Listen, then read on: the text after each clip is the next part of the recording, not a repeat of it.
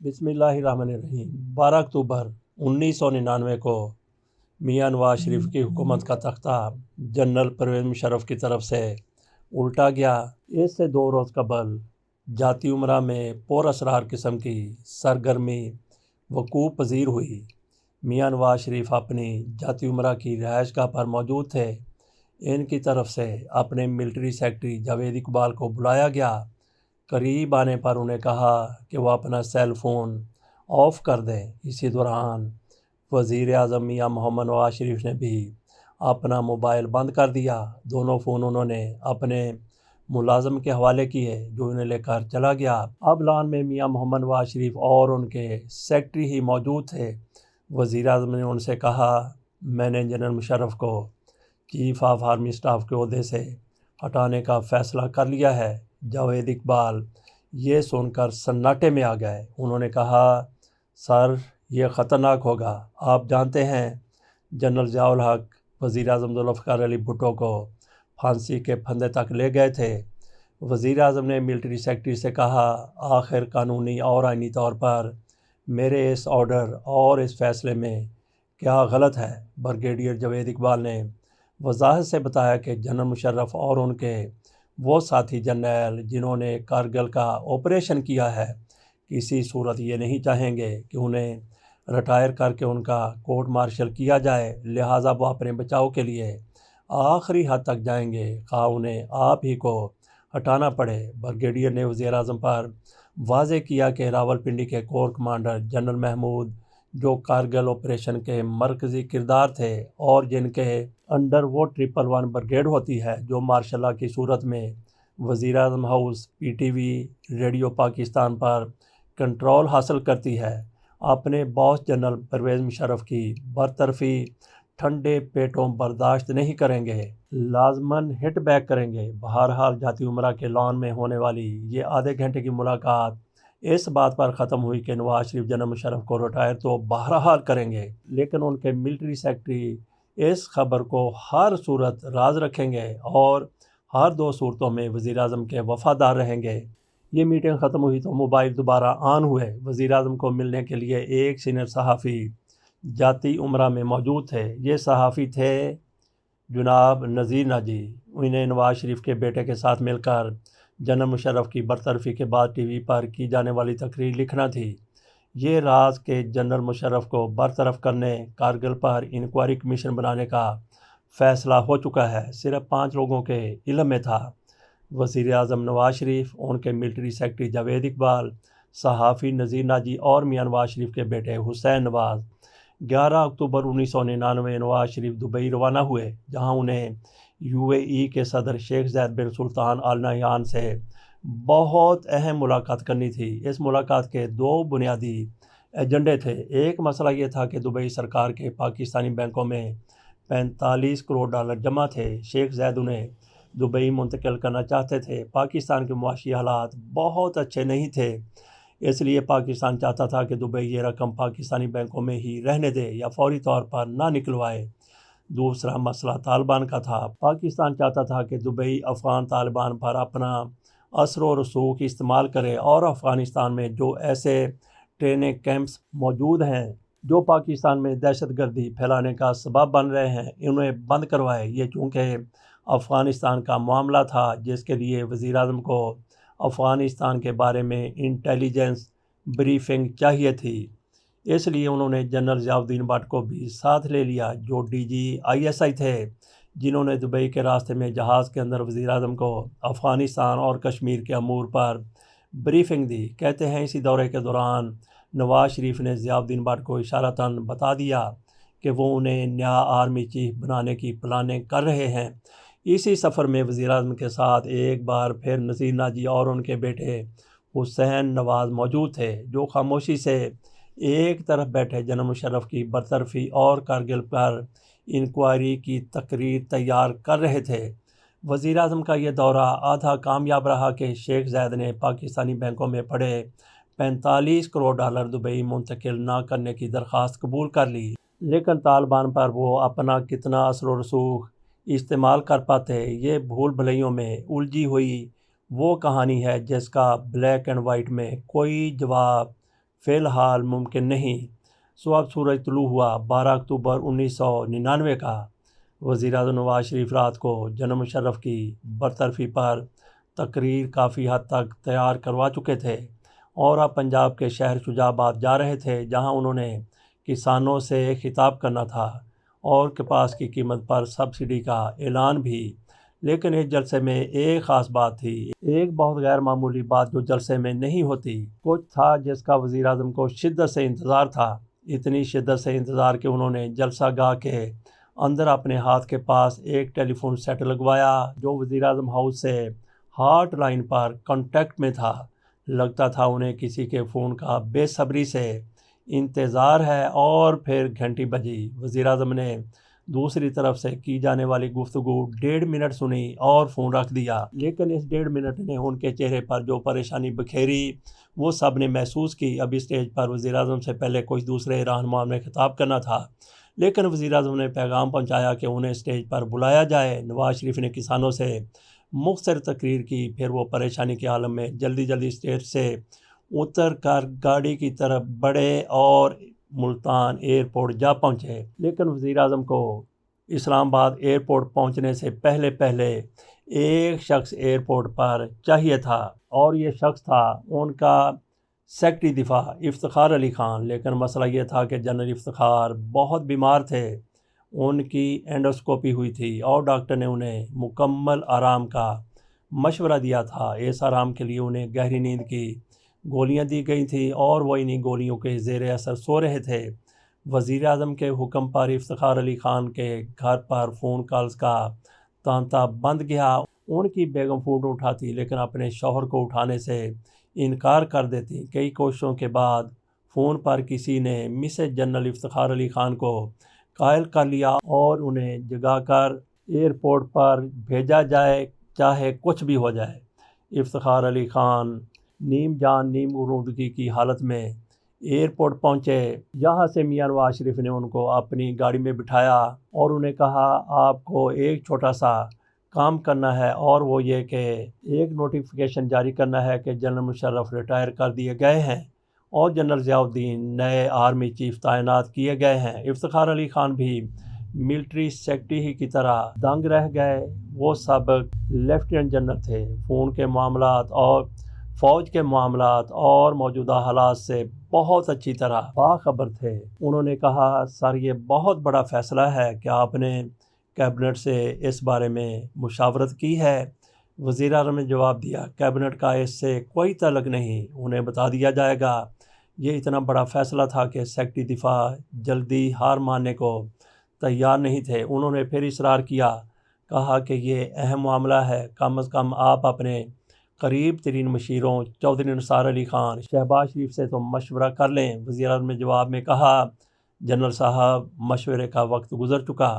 General Iftikhar Ali Khan نے پھر کوشش کی کہ کسی طرح وزیر اعظم کو اس اقدام سے باز رکھا جائے۔ وہ فوج میں اعلیٰ عہدوں پر رہے تھے اور نزاکتوں کو سمجھتے تھے، اس لیے انہوں نے شاید ایک اور آخری کوشش کی۔ وزیر اعظم سے پوچھا آپ انہیں ہٹانا کیوں چاہتے ہیں؟ وزیر اعظم نے کہا وہ یعنی جنرل مشرف میرے خلاف باتیں کرتے پھر رہے ہیں۔ جنرل افتخار سمجھ گئے کہ وزیر اعظم چینی سفارت خانے میں ہونے والی گفتگو کی بات کر رہے ہیں، جس میں آرمی چیف نے ملک کی معاشی اور سیکیورٹی صورتحال پر تشویش کا اظہار کیا تھا۔ سیکرٹری دفاع جنرل افتخار نے پھر کہا سر اسی تقریب میں آرمی چیف نے یہ بھی تو کہا تھا کہ حکومت صورتحال بہتر کرنے کی بھرپور کوشش کر رہی ہے۔ جنرل افتخار جتنی ضد وزیر اعظم سے کر سکتے تھے انہوں نے کی، لیکن نواز شریف اٹل فیصلہ کر چکے تھے، چاہتے تھے کہ اب جنرل پرویز مشرف کی ریٹائرمنٹ کے آرڈر فوری جاری کر دیے جائیں۔ جب جنرل افتخار نے دیکھا کہ وزیر اعظم ان کی بات کسی طرح مان ہی نہیں رہے تو انہوں نے پیشہ ورانہ انداز اپنایا اور کہا میں آپ کی تحریری اجازت کے بغیر آرڈر کیسے جاری کر سکتا ہوں؟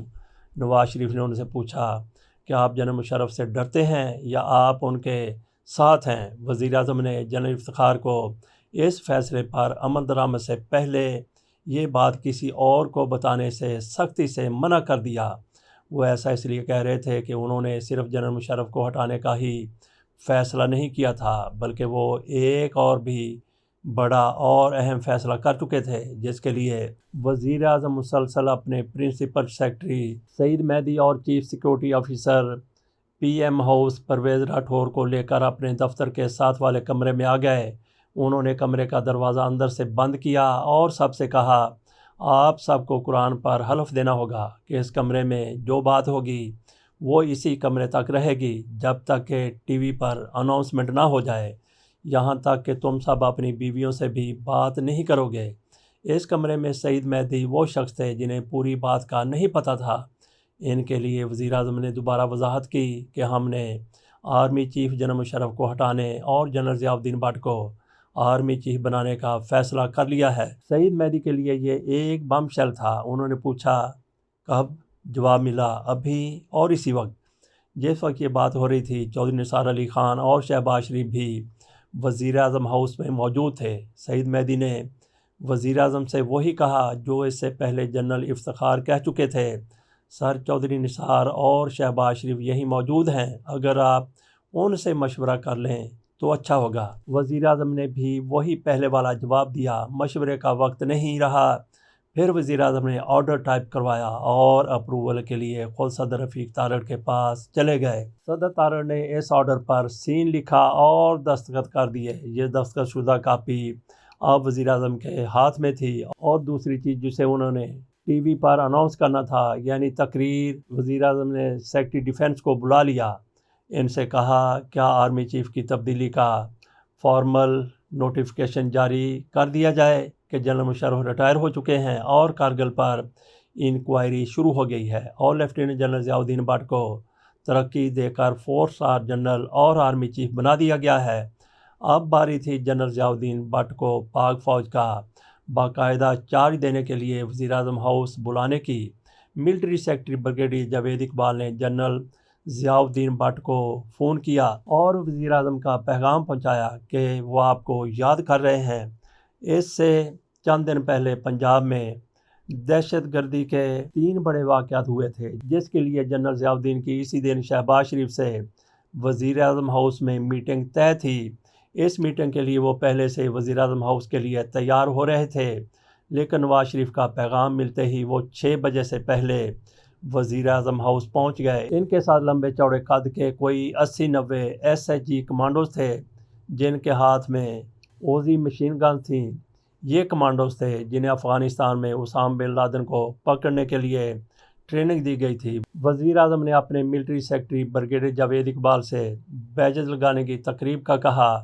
مختصر سی تقریب مکمل ہو گئی۔ آئینی اور قانونی طور پر پاک فوج کی اعلیٰ کمان کی تبدیلی ہو گئی۔ بظاہر یہ اسی طرح کا ایک نارمل تبدیلی کا عمل تھا، جس طرح کسی بھی اعلیٰ سطح پر سرکاری تبدیلیاں آئے روز ہوتی رہتی ہیں، لیکن یہ اتنا سادہ بھی نہیں تھا۔ وہ اس لیے کہ جنرل مشرف اور ان کے ساتھی جرنیل اس متوقع صورتحال کی پوری تیاری کر چکے تھے۔ یہ سادہ اس لیے بھی نہیں تھا کہ نواز شریف کے اس دوسرے دور حکومت کے 2 سال کے دوران ایک صدر فاروق لغاری، ایک چیف سید سجاد علی شاہ، ایک آرمی چیف اور 2 بحریہ کے چیف کو نواز شریف سے اختلافات کی وجہ سے استعفے دینے پڑے تھے۔ یعنی 5 اعلیٰ ترین عہدیدار اب چھٹے عہدیدار کو وہ ایسے وقت میں جبری ریٹائر کر رہے تھے جب سڑکوں پر اپوزیشن پورے جوش و خروش کے ساتھ گو نواز گو کے نعرے لگا رہی تھی۔ یہاں تک کہ میڈیا میں بھی کارٹون چھپ رہے تھے کہ جاؤ پیا جاؤ۔ تو ایسے میں صدر کے دستخط ہو گئے، بیجز لگ گئے اور نئے آرمی چیف تعینات ہو گئے۔ لیکن اب نئے army chief general Zia Uddin but نے باقاعدہ آرمی کا کنٹرول بھی تو حاصل کرنا تھا، جس کے لیے جی ایچ کیو میں ایک روایتی تقریب ہوئی۔ اس سے پہلے جی ایچ کیو کے ملٹری سیکرٹری کو تیاری کا بھی کہنا ہوتا ہے۔ اس کے علاوہ نئے چیف نے سب سے پہلے اہم پوسٹنگ بھی کرنا تھی۔ چنانچہ جنرل ضیاء الدین نے وزیر اعظم ہاؤس میں ٹیلی فون سیٹ سنبھال لیا، ملٹری سیکرٹری جنرل مسعود کو فون کیا، اپنی اپوائنٹمنٹ کے بارے میں اطلاع دی اور فوری طور پر 2 پوسٹنگ آرڈر جاری کرنے کا حکم دیا۔ پہلا آرڈر وہی 111 بریگیڈ والی کور 10 کور کے کمانڈر جنرل محمود کو تبدیل کرنے کا تھا۔ ان کی جگہ جنرل سلیم حیدر کو اپوائنٹ کرنے کا کہا گیا۔ دوسرا آرڈر کارگل کے اہم ترین کردار جنرل عزیز کی جگہ جنرل اکرم کو chief of general staff appoint کرنے کا حکم دیا۔ GHQ کے ملٹری سیکرٹری نے نئے آرمی چیف کو موسٹ ویلکم کہا اور فون بند ہو گیا۔ اب جنرل ضیاء الدین بٹ نے جنرل محمود اور جنرل عزیز کو فون ملائے لیکن بات نہ ہو سکی، مگر اس پر پیغام چھوڑ دیا۔ وزیر اعظم نواز شریف نے جنرل ضیاء الدین بٹ کو ہدایت کی کہ جنرل پرویز مشرف کو جب وہ سری لنکا سے کراچی کے ایئرپورٹ پر اتریں تو پورے پروٹوکول کے ساتھ کراچی ہی کے آرمی ہاؤس میں ٹھہرایا جائے۔ اب چونکہ جنرل مشرف کی فلائٹ کراچی میں اترنا تھی، اس لیے 5 کور کے کمانڈر جنرل مظفر عثمانی کو فون ملایا گیا، جو کور کمانڈر کراچی تھے۔ وہ ویسے بھی جنرل مشرف کو ایئرپورٹ سے لانے کے لیے تیار ہو رہے تھے، لیکن جنرل ضیاء الدین نے انہیں اپنی ترقی کے بارے میں بتایا اور کہا کہ اب وہ آرمی چیف ہیں۔ جنرل عثمانی نے فون پر حکم سنا، لیکن اس حکم پر عمل کرنے کے لیے انہیں 1-2 فون اور بھی کرنا یا سننا تھے، اور وقت ہو چکا تھا تقریباً 5 ساڑھے 5 بجے کے درمیان کا۔ اس وقت PTV کے MD یوسف بیگ مرزا تھے۔ چیئرمین PTV نے انہیں MD PTV یوسف بیگ مرزا کو ایک چٹ پہنچائی کہ chief of army staff general Musharraf کو ریٹائر کر دیا گیا ہے اور lieutenant general Zia Uddin but کو ترقی دے کر 4 اسٹار جنرل اور آرمی چیف تعینات کر دیا گیا ہے۔ یہ خبر آن ایئر کرنا تھی۔ اس وقت PTV پر کشمیری خبرنامہ چل رہا تھا، اسے رکوا کر یہ بریکنگ نیوز آن ایئر کر دی گئی۔ یہ سنسنی خیز خبر پورے ملک نے سنی، لیکن براہ راست ان 3 لوگوں نے نہیں سنی جنہیں جنرل مشرف نے یہ حکم دیا تھا کہ ایسی خبر پر نظر رکھنا۔ یہ 3 جنرل تھے: جنرل عزیز خان، جنرل محمود اور جنرل شاہد عزیز۔ لیفٹیننٹ جنرل شاہد عزیز، جو اس وقت ڈائریکٹر جنرل ملٹری آپریشن یعنی DGMO تھے، وہ اپنے نئے گھر میں سامان بکھیرے بیٹھے تھے۔ انہیں اپنے دفتر سے فون آیا: سر، آپ نے TV دیکھا ہے؟ دیکھے تو صحیح، کیا ہو گیا؟ جنرل مشرف کو ہٹا دیا گیا ہے۔ جنرل شاہد عزیز نے یہ سنا تو پہلا کام جو انہوں نے کیا وہ لیپ ٹاپ چھپانے کا تھا۔ انہوں نے اپنی بیوی سے کہا ان کا لیپ ٹاپ بھائی کے گھر بھیج دیا جائے، کیونکہ اس میں وزیر اعظم کا تختہ الٹنے کی پوری پلاننگ محفوظ تھی۔ پھر وہ بکھرے سوٹ کیس پھلانگتے ہوئے اپنے دفتر کی طرف بھاگے۔ اب دوسرے دونوں جنرل کہاں تھے؟ وہ دونوں یعنی جنرل عزیز اور جنرل محمود راولپنڈی میں گالف کھیل رہے تھے۔ وہاں انہیں کسی نے اطلاع دی کہ کمان تبدیل ہو چکی ہے، تو وہ کھیل چھوڑ کر پلاننگ کے مطابق حرکت میں آ گئے۔ انہوں نے پہلا فون کیا جنرل عثمانی کو کراچی میں کہ کیا وہ جنرل مشرف کو ریسیو کرنے کے لیے ایئرپورٹ پر جا رہے ہیں، اور نئے army chief general Zia Uddin but کا فون سن چکے ہیں۔ اب آتے ہیں PTV کی طرف۔ PTV کے MD یوسف بیگ مرزا ایک خبر آن ایئر کر چکے تھے اور دوسری بار کی تیاری کر رہے تھے کہ انہیں اطلاع ملی کہ ایک میجر درجن بھر جوانوں کے ساتھ نیوز روم میں داخل ہو چکے ہیں۔ 21,000 فٹ کی بلندی پر PIA کی ایئر بس PK 805 محو پرواز تھی۔ اس سے کراچی ایئرپورٹ پر اترنا تھا، لیکن اسے حکم مل چکا تھا کہ اس نے پاکستان میں لینڈ نہیں کرنا بلکہ کسی اور ملک میں لینڈ کرنا ہے۔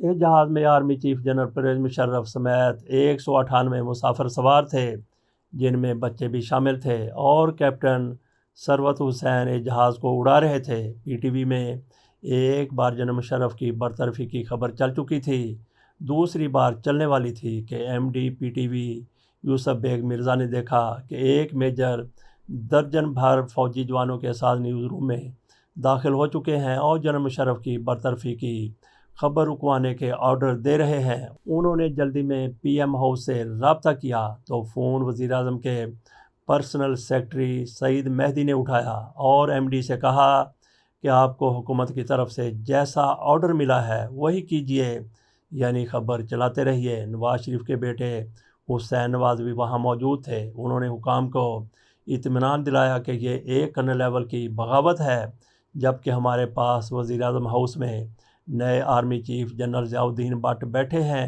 وہ معاملہ حل کر لیں گے، آپ فکر نہ کریں۔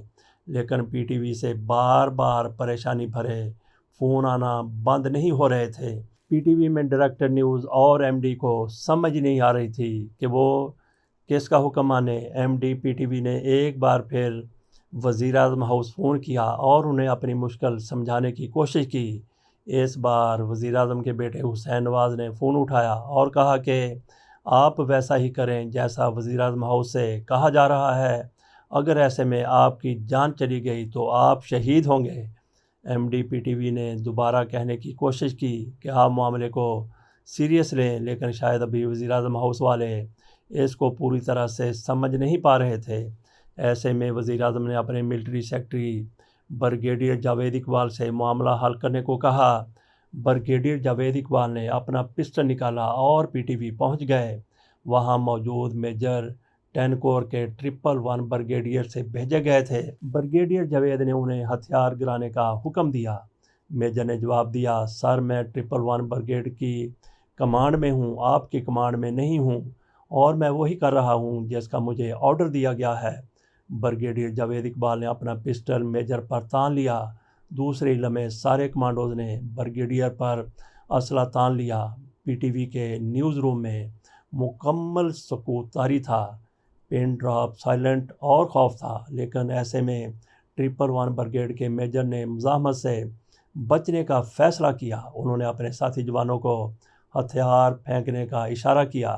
وہاں پہلے سے موجود ایلیٹ فورس کے 15 کمانڈوز نے ہتھیار جمع کیے اور ان 12-13 جوانوں کو ایک کمرے میں بند کر دیا گیا۔ ساری صورتحال کی رپورٹ پی ایم ہاؤس کر دی گئی۔ ایسے میں ایک بار پھر چیف کی برطرفی کی خبر چلنا شروع ہو گئی، لیکن اب پی ٹی وی کی سینئر نیوز کاسٹر شائستہ زید گھبرا رہی تھیں، لیکن کسی نہ کسی طرح 6 اور 6:30 کے درمیان یہ خبر دوبارہ ٹیلی کاسٹ کر دی گئی۔ خبر چلی تو کچھ دیر کو سب سمجھے کہ انہوں نے بغاوت کو روک لیا ہے، لیکن ابھی تو اصل گیم شروع ہوئی تھی۔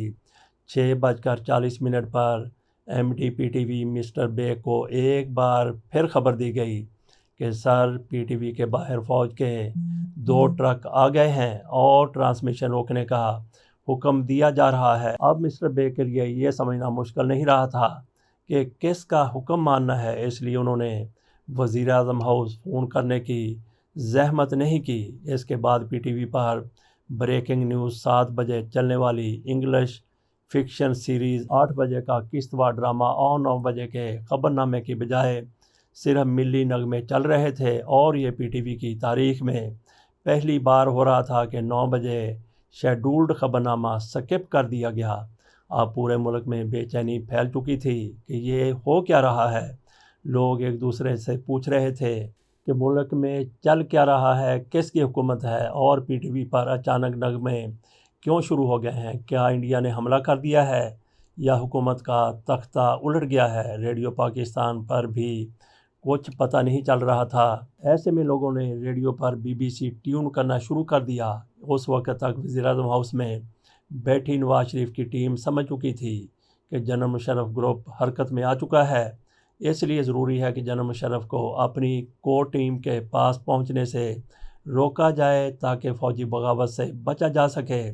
اس لیے انہوں نے اس سے پہلے جنرل عثمانی کو جو احکامات دیے تھے کہ پرویز مشرف کو پورے پروٹوکول کے ساتھ کراچی ایئرپورٹ سے آرمی ہاؤس لایا جائے، انہیں واپس لینے کا فیصلہ کیا۔ اب جنرل عثمانی کو کال کر کے اطلاع دینا تھی، لیکن اس سے پہلے جنرل مظفر عثمانی کو ایک اور اہم کال آ گئی۔ یہ کال تھی جنرل مشرف کے سب سے قریبی ساتھی chief of general staff general Aziz Khan کی۔ وہ پوچھ رہے تھے موجودہ صورتحال میں کیا کیا جائے۔ جنرل عثمانی نے جنرل عزیز سے ہی واپس پوچھ لیا کہ کیا جنرل مشرف جانے سے پہلے کچھ احکامات دے کر گئے تھے؟ جنرل عزیز نے جواباً کہا، ہاں بالکل دے کر گئے تھے، بعد پھر ان پر عمل کیا جائے۔ یہ جواب تھا corps commander Karachi general Muzaffar Usmani کا۔ بہرحال اب جنرل مظفر عثمانی کراچی ایئرپورٹ کی طرف روانہ ہوئے، اور انہیں اس دوران وزیر اعظم ہاؤس سے وہ کال موصول ہوئی جس کے لیے پی ایم ہاؤس کافی دیر سے کوشش کر رہا تھا۔ یہ کال تھی وزیر اعظم کے military secretary brigadier Javed Iqbal کی۔ انہوں نے جنرل عثمانی سے کہا، مشرف کو پروٹوکول دینے کی ضرورت نہیں ہے، بلکہ انہیں ریسیو کر کے آرمی ہاؤس میں بند کر دیا جائے۔ جنرل عثمانی نے بات سن کر فون رکھا ہی تھا کیا مشرف کے دوسرے قریب ترین ساتھی corps commander Rawalpindi general Mahmood کا فون آ گیا۔ انہوں نے پوچھا اب تک کیا کیا گیا ہے؟ جواب تھا کچھ بھی نہیں، ظاہر ہے جو کرنا تھا ایئرپورٹ پہنچ کر ہی کرنا تھا، لیکن جنرل محمود کے لیے اتنا جواب کافی تھا۔ اب جنرل محمود، جنرل عزیز خان اور شاہد عزیز تینوں جان چکے تھے کہ کراچی کور کمانڈر ان کے ساتھ ہیں، نئے army chief general Zia Uddin but کے ساتھ نہیں ہیں۔ اس اطمینان کے بعد انہوں نے راولپنڈی میں پی ٹی وی اور دیگر جگہوں پر کنٹرول کی کارروائی جاری رکھی۔ جنرل عثمانی کا ان کے ساتھ ہونا بے حد ضروری تھا، کیونکہ انہوں نے ہی جنرل مشرف کو ریسیو کرنا تھا۔ وہ اس وقت جس کی ہدایات پر عمل کرتے طاقت کا پلڑا اسی طرف جھک جاتا۔ وہ جنرل مشرف کو پورے پروٹوکول کے ساتھ بطور آرمی چیف آرمی ہاؤس لا سکتے تھے اور بطور سابق آرمی چیف جیسے کہ حکم ملا تھا آرمی ہاؤس میں بند بھی کر سکتے تھے، لیکن انہوں نے پروٹوکول دینے کا انتخاب کیا۔ وہ حادثاتی طور پر تاریخ کے ایک اہم ترین موڑ کے مرکزی کردار بن چکے تھے۔ وہ زندگی کے 3 اہم ترین فون بھی سن چکے تھے اور اب فون کرنے کی باری ان کی تھی۔ انہوں نے ملیر میں جنرل افتخار کو فون کیا، انہیں آرڈر کیا کہ وہ اپنے دستوں کو حرکت میں لائیں، جناح انٹرنیشنل ایئرپورٹ پہنچیں اور ایئر ٹریفک کنٹرول کا چارج سنبھال لیں، کیونکہ اب اگلی لڑائی ایئر ٹریفک کنٹرول میں ہونا تھی۔ وزیر اعظم کی ٹیم مشرف کو بر وقت پہنچنے سے روکنا چاہتی تھی اور مشرف کی ٹیم انہیں بر وقت بحفاظت زمین پر اپنے ساتھ چاہتی تھی۔ ادھر وزیر اعظم ہاؤس سے بھی 2 اہم ترین افراد کو ایئر ٹریفک کنٹرول کے لیے احکامات مل چکے تھے۔ ایک تھے سول ایوییشن کے ڈائریکٹر امین اللہ، دوسرے تھے چیئرمین پی آئی اے شاہد خاقان عباسی۔ انہیں حکم دیا گیا کہ وہ کسی صورت فلائٹ PK 805 کو پاکستان کے کسی ایئرپورٹ پر نہ اترنے دیں، بلکہ اسے مسقط لے جائیں۔ ساتھ ہی وزیر اعظم نے PIA چیئرمین کے ساتھ سندھ پولیس کو بھی ایکٹیو ہونے کا حکم دیا۔ کراچی ایئرپورٹ پر IG پولیس سندھ اور ایئرپورٹ کا عملہ حرکت میں تھا۔ انہوں نے آگ بجھانے والے 3 ٹرک کھڑے کر کے رن وے بلاک کر دیا۔ یہ وقت تھا شام 6:30 بجے کے ارد گرد کا۔ پھر رڈار روم سے فلائٹ PK 805 کے پائلٹ کیپٹن ثروت حسین کو پیغام دیا گیا کہ آپ پاکستان کے کسی بھی ایئرپورٹ پر نہیں اتر سکتے، جہاز کو مسقط دبئی لے جائیں۔ پائلٹ کے لیے یہ ناقابل یقین پیغام تھا۔ جہاز میں فیول صرف 20 منٹ کا باقی تھا۔ انہوں نے واپس پیغام بھیجا کہ جہاز میں اتنا فیول نہیں کہ مسقط پہنچا جا سکے۔ شاہد خاقان عباسی نے وزیر اعظم سے رابطہ کیا کہ جہاز مسقط نہیں پہنچ سکتا، جس پر انہیں نیا حکم ملا کہ جہاز کو دوسرے قریبی ایئرپورٹ نواب شاہ اتارا جائے، وہاں سے ری فیولنگ کر کے پھر مسقط لے جایا جائے۔ یہی حکم چیئرمین PIA شاہد خاقان عباسی نے واپس پائلٹ ثروت حسین تک پہنچایا۔ پائلٹ نے جہاز نواب شاہ کی طرف موڑ دیا، لیکن ان کے لیے یہ اعصاب توڑ دینے والا لمحہ تھا، اور ایسے لمحات کے لیے پائلٹ کو خصوصی تربیت دی جاتی ہے۔ بہرحال اس وقت تک شاید اتنا تو وہ سمجھ گئے تھے کہ جو کچھ بھی غیر معمولی حکم ہے، اس کی وجہ جہاز کا صرف ایک ہی مسافر ہو سکتا ہے، اور وہ تھا جنرل پرویز مشرف۔ انہوں نے پرویز مشرف کے کسی ساتھی کو کاکپٹ کی طرف آنے نہیں دیا۔ پائلٹ نے جہاز کا رخ نواب شاہ ایئرپورٹ کی طرف پھیر دیا، لیکن ان کے لیے یہ بھی اعصاب توڑ دینے والا لمحہ تھا، اور ایسے لمحات کے لیے پائلٹ کو خصوصی تربیت دی جاتی ہے۔ بہرحال اس وقت تک شاید اتنا وہ سمجھ گئے تھے کہ جو کچھ بھی غیر معمولی حکم ہے، اس کی وجہ جہاز کا ایک ہی مسافر ہو سکتا ہے، وہ پرویز مشرف۔ انہوں نے پرویز مشرف کے کسی ساتھی کو کاکپٹ میں بلایا۔ پرویز مشرف کے قابل اعتماد ADC بریگیڈیئر ندیم تاج کاکپٹ میں آئے۔ کیپٹن نے انہیں ساری صورتحال بتائی۔ انہوں نے فوراً پوچھا ہمارے پاس دیگر آپشنز کیا کیا ہیں؟ پائلٹ نے بتایا جتنا فیول ہے اس حساب سے ہم صرف رحیم یار خان ایرانی شہر بندر عباس یا بھارتی شہر احمد آباد ہی اتر سکتے ہیں۔ ندیم تاج نے کہا انڈین آپشن از آؤٹ۔ پھر ندیم تاج نے پرویز مشرف کو اس صورتحال کے بارے میں بتایا تو وہ بھی کاکپٹ میں آ گئے۔ اس کے بعد سارا واقعہ جنرل پرویز مشرف اپنی کتاب ان دا لائن آف فائر میں تفصیل سے لکھ چکے ہیں۔ ان کے مطابق جب انہیں بھی جہاز اتارنے کے 3 آپشن بتائے گئے تو انہوں نے احمد آباد کے آپشن پر کہا اوور مائی ڈیڈ باڈی۔ اس دوران بریگیڈیئر ندیم تاج نے موبائل سے زمین پر کسی سے رابطہ کرنے کی کوشش کی لیکن رابطہ نہیں ہو سکا۔ اب ان کے سامنے صرف ایک راستہ تھا کہ جہاز کے اسپیشل کمیونیکیشن سسٹم سے کنٹرول ٹاور میں رابطہ کیا جائے۔ پرویز مشرف کی خوش قسمتی کے ایئر ٹریفک کنٹرول میں ان کے دوست جنرل افتخار جنرل عثمانی کے حکم پر پہنچ چکے تھے اور صورتحال کو قابو میں کر چکے تھے۔ انہوں نے انچارج کو حکم دیا کہ فوراً جنرل مشرف سے ان کی بات کروائی جائے، لیکن انچارج کو حکم تھا کہ فلائٹ سے غیر متعلق کوئی بھی بات نہیں ہوگی۔ اس لیے کنٹرول ٹاور کا انچارج کچھ ہچکچا رہا تھا۔ اس کی ہیزیٹیشن اس وقت دور ہوئی جب جنرل ملک افتخار نے اپنا پسٹل اس کی کن پٹی پر لگا دیا۔ کمیونیکیشن آن ہو چکی تھی۔ جنرل مشرف کاکپٹ میں موجود تھے اور جنرل افتخار ان سے بات کر رہے تھے۔ جنرل ملک افتخار نے اپنے باس کو ان کی ریٹائرمنٹ اور جنرل ضیاء الدین کی اپوائنٹمنٹ کی خبر جہاز میں سنا دی۔ پرویز مشرف لکھتے ہیں انہوں نے جنرل افتخار کی آواز پہچان لی لیکن پھر بھی کنفرم کرنے کے لیے جنرل مشرف نے اپنے پالتو کتوں کے نام پوچھے۔ جنرل افتخار نے جھٹ سے جواب دیا سر، ڈاٹ اور بڈی۔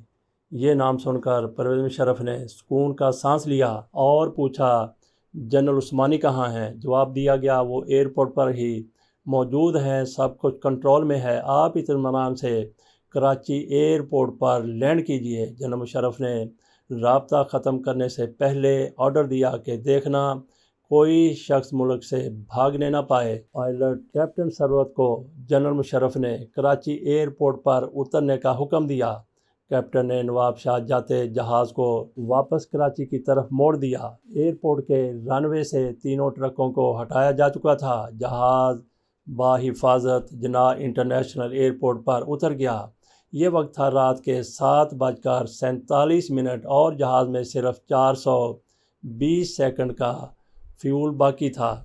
ایک صبر آزما انتظار کے بعد مشرف طیارے سے باہر نکلے تو انہیں ریسیو کرنے کے لیے کور کمانڈر اپنی پوری مسلح فوج کے ساتھ موجود تھے۔ جنرل مشرف چونکہ جہاز میں تھے اس لیے وہ پوری طرح نہیں جانتے تھے کہ جو لوگ انہیں لینے آئے ہیں ان کے ارادے کیا ہیں، کیونکہ ٹیکنیکلی تو وہ ریٹائر کیے جا چکے تھے۔ انہوں نے آنکھوں میں سوال لیے جنرل عثمانی کی طرف دیکھا تو جنرل عثمانی نے کہا سر مجھے آپ کو گرفتار کرنے کا آرڈر ملا ہے۔ جنرل مشرف پریشان ہو گئے۔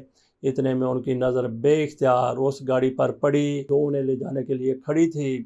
اس پر چیف آف آرمی اسٹاف کا پرچم لہرا رہا تھا۔ صرف جنرل پرویز مشرف ہی تھے، چنانچہ مطمئن ہو کر مسکرائے۔ جنرل عثمانی بھی مسکرا دیے اور دونوں 5 کور ہیڈ کوارٹر کی طرف روانہ ہو گئے۔ Corps commander Karachi general Usmani بغاوت کے ایک حصے کو کامیاب کر چکے تھے جبکہ دوسرا حصہ راولپنڈی میں 111 بریگیڈ مکمل کر رہا تھا۔ اسی بریگیڈ کے کرنل شاہد علی جن کی بنیادی ذمہ داری پی ایم ہاؤس کی حفاظت تھی اپنی سپاہ کے ساتھ وزیر اعظم ہاؤس کی طرف بڑھ رہے تھے۔ ان کے آنے سے پہلے 111 بریگیڈ کے ایک میجر وزیر اعظم ہاؤس کو سیل کر چکے تھے۔ کرنل شاہد مسلح فورس کے ساتھ وزیر اعظم ہاؤس پہنچے تو انہیں پی ایم ہاؤس کے گارڈز نے اندر آنے سے روکنے کی کوشش کی لیکن فوجی جوانوں کی بڑی تعداد اور اسلحہ دیکھ کر انہوں نے ہتھیار ڈال دیے۔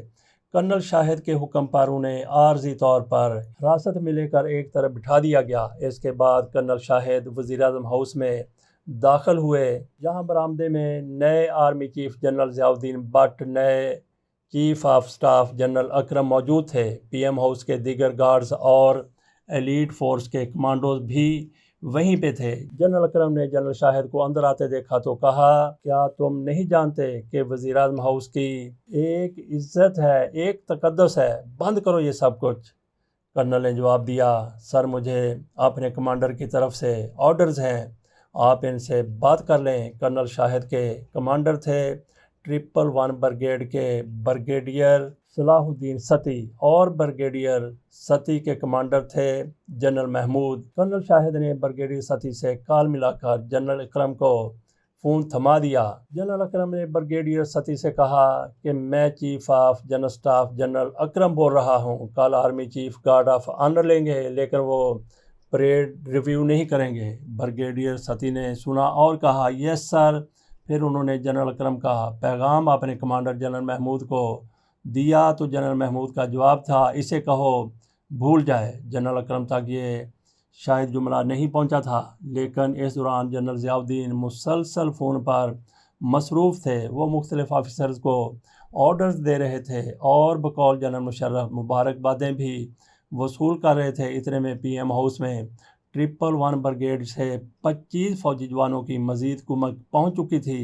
کرنل شاہد نے انہیں فوری ڈپلائمنٹ کے آرڈر دیے اور کہا کہ وہ ایکشن کے لیے تیار رہیں۔ اب وزیر اعظم کے 2 گارڈ جو کمانڈوز تھے انہوں نے سائڈز بدل لی۔ انہوں نے ہتھیار پھینک کر کرنل شاہد کے ساتھ کھڑا ہونا مناسب سمجھا۔ پھر جنرل ضیاء الدین بٹ کے گارڈز نے بھی ہتھیار رکھ دیے۔